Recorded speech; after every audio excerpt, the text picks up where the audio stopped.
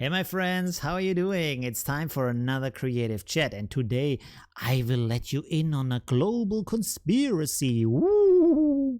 It's the story of the 248. And the 248 are the global reason why people are successful or not successful, why people are rich or poor, why people are free or bound into a system of work and all these kind of things. And you might think, oh my god, now he's lost his mind, he's going off the trails, he's just a crazy guy.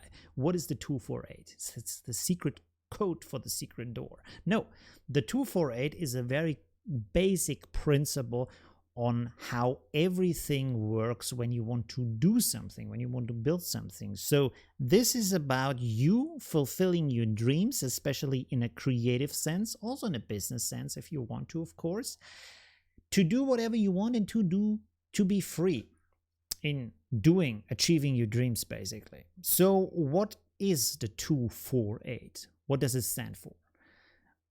First of all, before I answer that, I want to say there is a difference between people who are locked into a system and people who do whatever they want to do. And the big difference between these two people is that the people who do whatever they want to do, they have tried it, They went out there and say, hey, I'm just going to try it. And it worked. And they saw that there are no kind of special limitations or rules or kind of things that hold you back. If you want something, you can go out there. You just ask the world, hey, do you like my idea? And if the world says, yeah, that sounds good, you can do it. But you have to ask a lot of times, like maybe 100 or 1,000 times or 10,000 times until you get enough answers of, yes, we like that. Okay, so let's go into the 248. What is that? So let's talk about the 4 first. And the 4 is the 4 groups of people you will find with anything you want to achieve in life. And it is really, really, really important to understand these 4 groups of people because they make up everything and they will either drag you down or push you up to the top. Okay, so who are they? The first ones I will call the chokers. Those are the people, let's say you want to make an art exhibition with your photos. They will say, you're stupid, you're an idiot. Your photos are like anybody's photos. Nobody will care about them, nobody will like them, nobody will pay for them because you're just an average Joe with average works and nothing special about you or your works. Forget about these people. They will only drag you down, and in the worst case, they will steal your ideas and use them for your own after they made a lot of jokes about you. So completely forget about them, ignore them, kick them out of your door, out of your room. Don't make them part of your social circle. Second group are, I will call them the leechers, because they stick onto you like a leech and want to suck you dry. So what are they doing? They say, hey, you know what? I like your idea. You can exhibit your works in my restaurant, but I want to have 2 or 3 of your pictures completely framed so I can put them up in my store. I want a share of whatever you sell in my store, and I will print the invitation cards completely free for you, but I will put my advertisement on the front, on the back with the slogan and blah, so that you look like a complete idiot when you do your exhibition and your art is just the tapestry on the wall. Don't do that. They just want to use you for their own gain. They have no interest in whatever you want to achieve. They just saw a cheap opportunity to have a nice decoration for their restaurant. Okay, here comes the third group. The third group I will call the people, because this is most of the people that you will meet in life are the people. And this is completely okay. It's completely normal to be part of the people, because not everything in life that you meet is something that is to you a revelation or a vision or like a moment of meeting something bigger, a bigger idea. Most of the things we meet in life are just that. They are things that we meet in life. And you say, yeah, okay, I will buy a coffee at your shop because I'm in the mood for a coffee, not because I think you are the visionary of brewing coffee, but because I just right now I want to have a cup of coffee and I will give you $1 for it because it's costing $1, and then I leave your shop because that's that. Okay, so people completely okay. They make the biggest of the group. who is the fourth? The fourth is the enabler. And this is the most important and very rare gem in society, but you will meet these people, and they are the enablers because they not only like what you do, but they see the bigger picture. They see the bigger vision that you have, and they want to support you in what you do. So they not only say, hey, you know what? I like your art. I really enjoy what you do. They will say, I will help you find a room. I will help you bring people to your exhibition. I will help you get people who want to buy your art. I will find a guy for you and want to work with you on printing a catalog or getting you into magazines because I really like what you do. I think it's a great idea. I think more people need to know about it. I think what you do will be a great addition to our culture, to our society, to everything, you know? They really believe in you and they want to help you. So these are the enablers. They are the most important people. Of course, not all of the enablers are that super enthusiastic about your work, but they will have one or some of these features where they say, yeah, I want to give you more. I want to support you more than just buying one of your postcards for $1 or something. You know what I mean? Okay.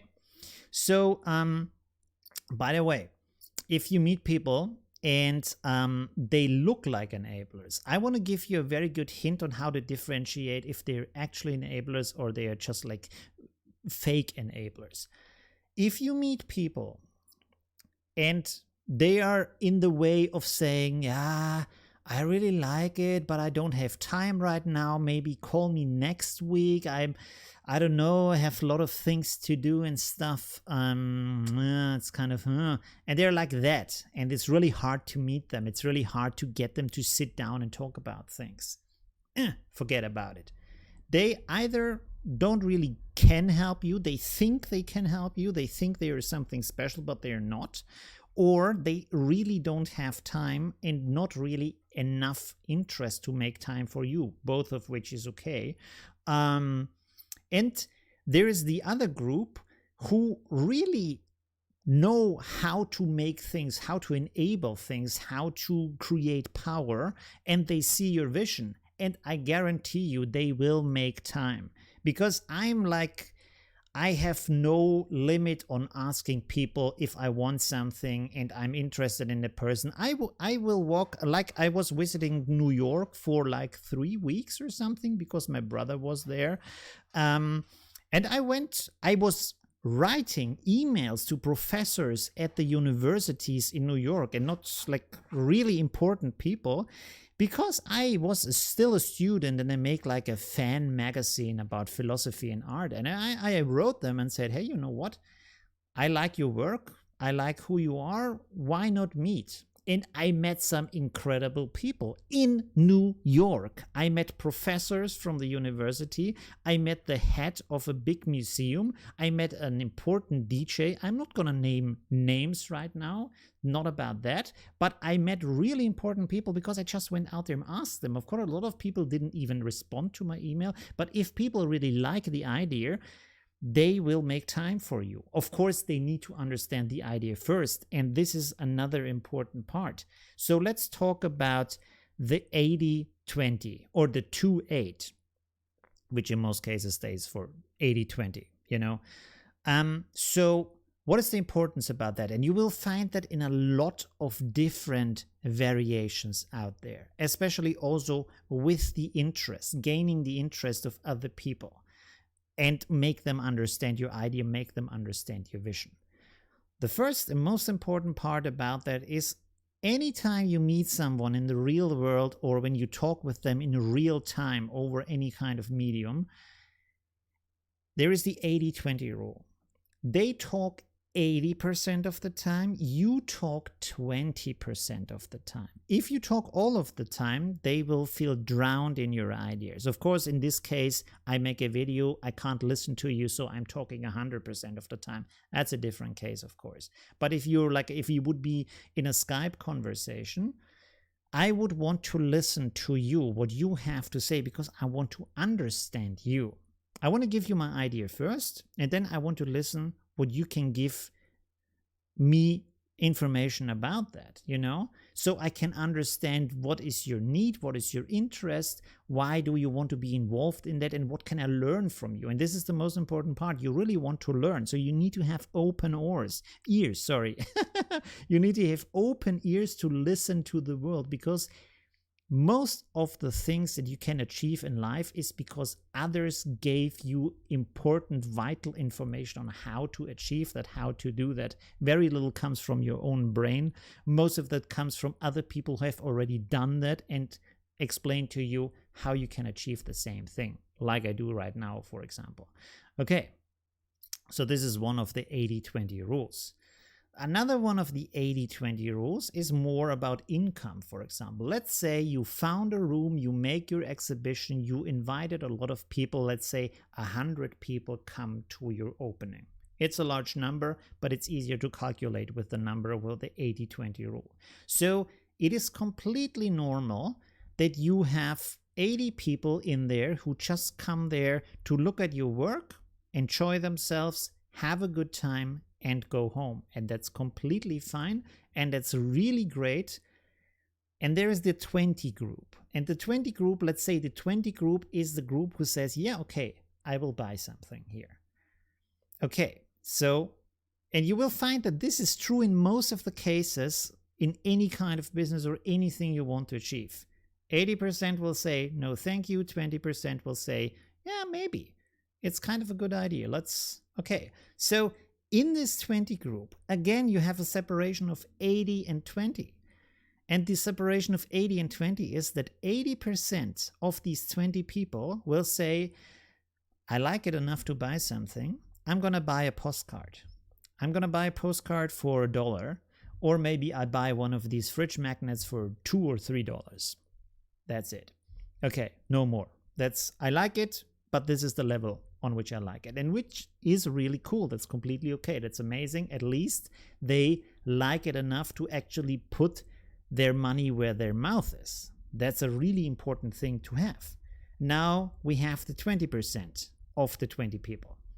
These are the people who say, you know what? I really like it. I want to have this in my life every day. I want to have a big print, or maybe not a big print, but I want to have a picture like for $100 and make it in a nice frame so I can hang it in my living room because I want to see it every day because I really enjoy your work.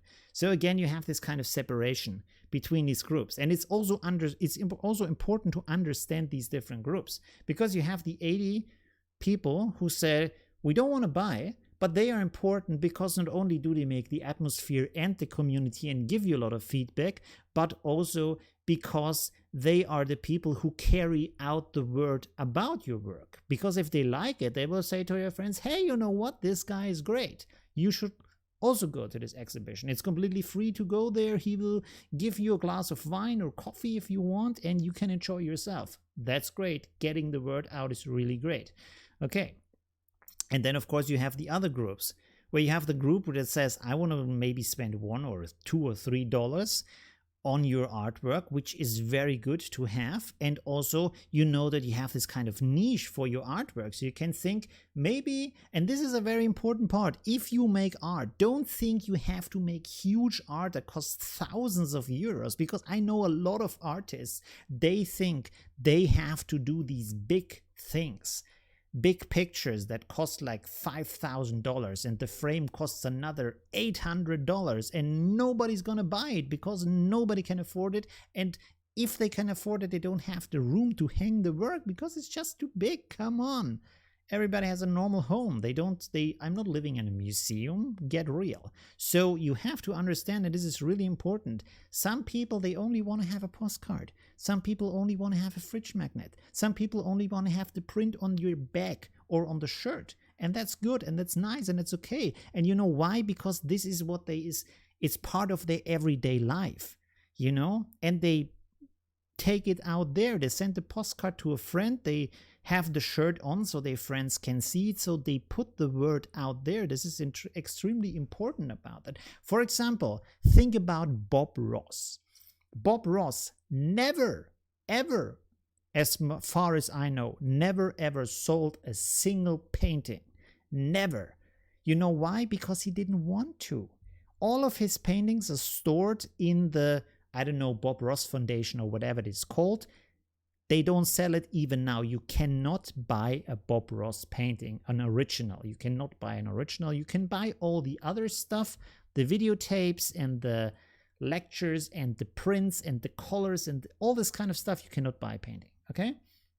So it's important to understand these different kind of areas in life, you know? This is basically the main thing of the 2-4-8 rule. And when you understand that, you can do whatever you want. You might not be doing it in a really huge way, but you can do it in a way that enables you to do it. You can fulfill your dream and actually do what you want to do. And here is another thing, and I want to end the talk so it's not getting too long with this, and this is maybe the most important thing of all of them.